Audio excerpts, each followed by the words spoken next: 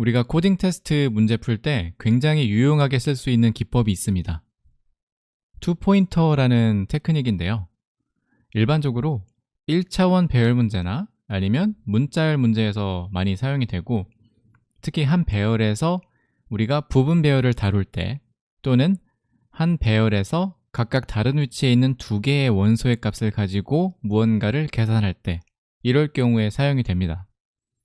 특징들을 조금 살펴보자면, 배열에서 각자 다른 원소를 가리키는 두 개의 포인터를 사용한다. 그래서 두 개의 포인트를 만들어주고 그 포인터들을 조정해 나가면서 우리가 원하는 목표치를 계산할 때, 그럴 때 사용되는 개념이고요. 그리고 이 테크닉을 사용을 했을 때 완전 탐색 솔루션을 선형 시간 복잡도의 솔루션으로 우리가 만들어줄 수가 있다. 그래서 예를 들어서 우리가 보통 완전 탐색으로 문제를 풀면 n 스퀘어드라는 시간 복잡도가 되잖아요, 일반적으로. 그래서 배열 사이즈가 비교적 작을 경우, 인풋 사이즈가 작을 경우에는 상관이 없죠. 근데 예를 들어서 인풋 사이즈가 10만이 넘어가고 100만이 넘어간다 라고 했을 때는 우리가 완전 탐색으로 하면 동작 속도가 굉장히 느려지죠. 그래서 상황에 따라서 시간 제약에 걸릴 수도 있고요. 그래서 이런 시나리오에서 좀 더 빠른 알고리즘이 필요할 때 사용되는 그런 패턴입니다.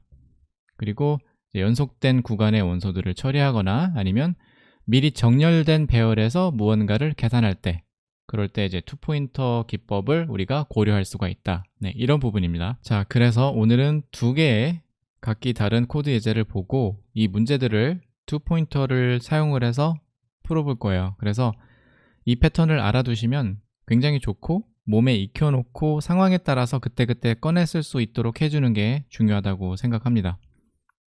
자, 그럼 첫 번째 문제부터 한번 보도록 할게요.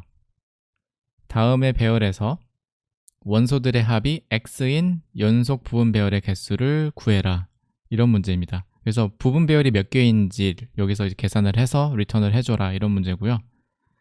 자, 이렇게 인풋이 나와 있죠. 이런 수열이 있고 x가 주어집니다.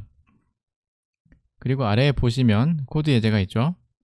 그래서 이 방법 같은 경우는 이제 보는 것처럼 이제 완전 탐색을 사용을 합니다. 그래서 중첩 반복문을 통해서 각각 원소마다 모든 경우를 계산해 나가면서 비교해 나가고 있죠. 그쵸? 그래서 예를 들어서 뭐 13, 136 아니면 뭐 36, 365, 3652 뭐 이런 식으로 계속 시작 시점을 한 칸씩 전진해 나가면서 구간마다 순회를 통해서 해당 구간의 원소들의 값들의 합을 이제 x랑 비교해 나가는 이제 그런 방식입니다. 그래서 x와 같다면 이제 카운트, 여기 보이는 이제 카운트 변수 있죠. 카운트를 하나씩 누적시키는 이제 그런 문제풀이 방법이에요. 이 방법이 일단 어떻게 보면 접근성도 좋고 직관적이고, 이런 문제를 직면했을 때 나올 수 있는 가장 자연스러운 솔루션일 수도 있어요. 근데 문제는 속도가 느리다는 점이죠. 그래서 아까 언급했지만 인풋의 사이즈가 뭐 10만, 100만이 된다면 이 솔루션의 시간 복잡도로 봤을 때 상당히 비효율적이라는 거죠. 그리고 이제 코딩 테스트 환경에서 시간 제약이 있다, 이럴 경우에는 코드를 제출하지 못할 경우가 생길 수도 있어요. 그래서 이런 상황에서 코드를 어떻게 더 효율적으로 만들 수 있을까, 이럴 때 우리가 이제 투포인터라는 카드를 꺼내서 사용을 할 수가 있는 거죠. 자, 그래서 이거를 투포인터로 한번 바꿔서 문제를 풀어보도록 할게요. 동작 원리부터 보고 가겠습니다. 자, 여기 보면은 배열이 이렇게 주어져 있어요. 첫 번째 문제의 예제죠. 그래서 이렇게 배열이 주어지고, 여기에서 부분 배열의 합으로 9, 지금 x가 지금 9로 지정이 되어 있죠. 그래서 9를 만들 수 있는 횟수를 세워줘야 되는 거죠. 그리고 포인터, 이렇게 보는 것처럼 레프트 포인터와 이제 라이트 포인터가 있어요. 그리고 이 포인터들은 이 시작 시점이 첫 번째, 배열의 첫 번째 인덱스에서 시작을 합니다. 두 포인터 모두. 네, 이렇게 시작을 하는 거고, 그리고 로직 설명을 이제 잠깐 하자면, 이제 레프트 포인터와 라이트 포인터에 있는 각각의 값을 더해주는 건데요. 그거를 이제 현재 구간의 합이라고 부르겠습니다. 이제 썸이라고 부르고, 이 합이 x보다 작을 경우에는 라이트 포인터를 이제 플러스 1을 해주는 겁니다. 그리고 현재 부분에 그 라이트 포인터에 있는 값을 더해주는 거고요. 그리고 구하는 반대겠죠. 반대로 x보다 클 경우, 그럴 경우에는 이제 레프트 포인터를 플러스 1을 시켜주고 현재 부분 합에서 레프트 포인터에 있는 값을 빼주는 거예요.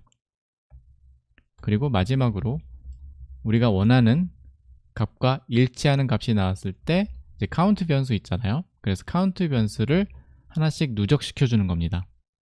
그리고 레프트 포인터 역시 플러스 1 한 칸 앞으로 이제 이동을 시켜주는 겁니다. 그래서 이 과정을 계속 반복을 해주고 여기에 보이는 이제 right 포인터 있죠? 이 right 포인터가 이 배열의 끝까지 배열 끝에 도달하게 되면 이 알고리즘이 이제 종료가 되는 거죠. 그래서 하나씩 시뮬레이션을 해보자면 지금 left와 right의 합을 더하면 지금 1이죠. 그러면 x랑 비교했을 때 값이 작죠. 그렇죠? 그럴 경우에는 여기에 걸리는 거죠. 지금 여기에 걸리는 겁니다. 그렇죠? 그래서 right 포인터를 한 칸 앞으로 이동을 시켜주는 겁니다. 지금의 합이 4죠.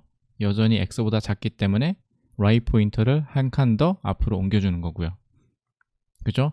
그럼 현재까지 합이 10이 됐어요. 그럼 이 상황에서는 x보다 큰 경우이기 때문에 지금 이 두 번째 케이스에 걸리게 되는 거죠. 그래서 왼쪽을 한 칸 앞으로 이동시켜주고 지금 보면 하나의 부분 배열을 찾았어요. 왜냐면 지금 현재 레프트 포인터와 라이트 포인터에 있는 값을 더하면 9가 나오죠. 그래서 이렇게 지금 하나를 찾았고 지금 이 부분이 되는 거죠. 그래서 카운트 변수를 하나 플러스 1을 해주는 거죠. 그리고 이제 레프트 포인터를 한 칸 더 옮겨서 이제 리셋을 해주고요. 네, 여기서도 마찬가지예요. 지금 left와 right 더한 값이 6이기 때문에 x보다 작죠. 그래서 계속 right 포인터를 한 칸 앞으로 이동시켜 주죠.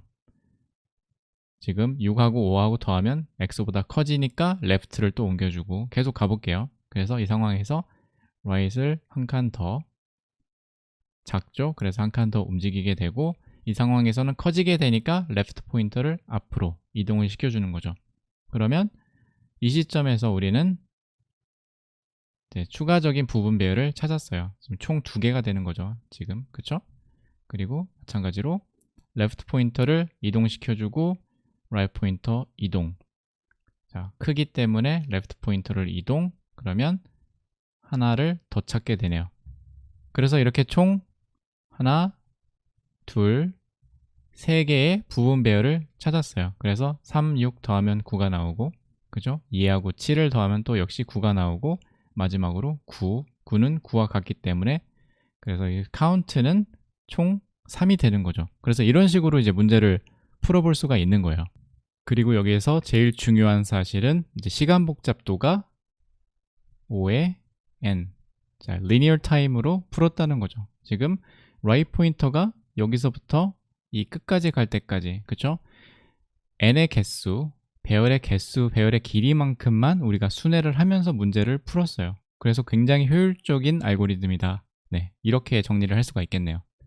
그래서 이제 이걸 바탕으로 이제 코드를 한번 리팩토링을 해보도록 하겠습니다.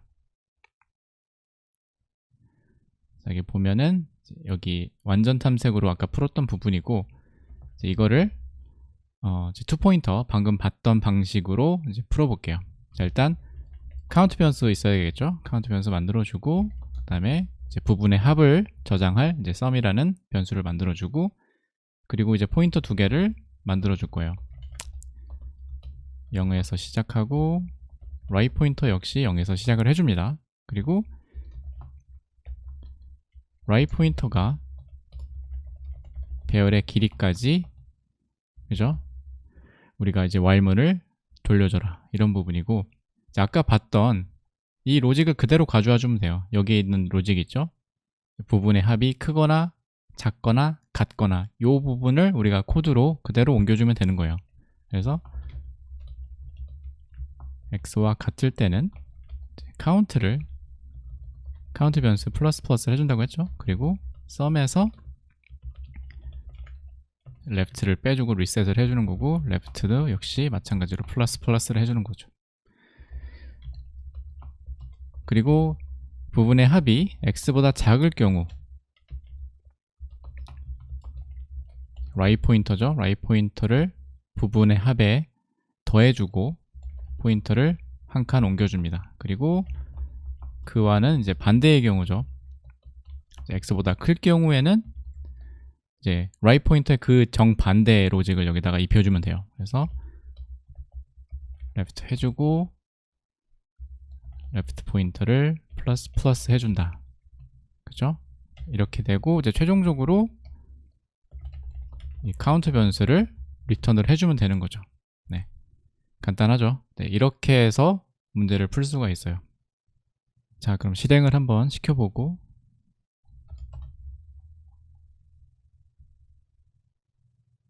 네, 보는 것처럼 이제 3이라는 결과가 나왔습니다. 네. 완전 탐색이랑 비교를 했을 때 코드가 그렇게 복잡하지 않으면서 코드의 효율성은 훨씬 더 좋아졌죠. 속도는 훨씬 더 빨라지고 이 두 가지 포인터를 활용을 해서 이거보다 훨씬 빠른 알고리즘으로 문제를 이제 풀어볼 수가 있었고요. 자, 그럼 이제 두 번째 문제로 넘어가 보도록 하겠습니다.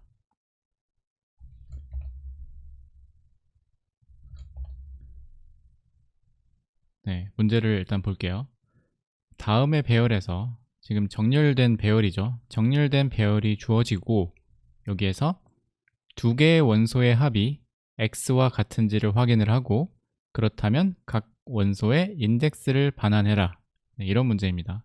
그래서 여기 보면 지금 정렬된 array가 이렇게 있고 x가 15예요. 그래서 우리가 지금 찾아야 되는 부분은 이 원소 두 개의 원소죠. 두 개의 원소의 포지션을 찾아서 그 원소가 두 개의 원소가 더했을 때 x와 같은 값이 나오는지, 그쵸? 그래서 그걸 찾게 되면 이런 식으로 보는 것처럼 그 원소들의 인덱스를 반환해라, 이런 문제입니다. 그래서 이거의 답은 이제 1하고 4예요. 그래서 1의 값은 이제 인덱스 1에 있는 값은 4죠.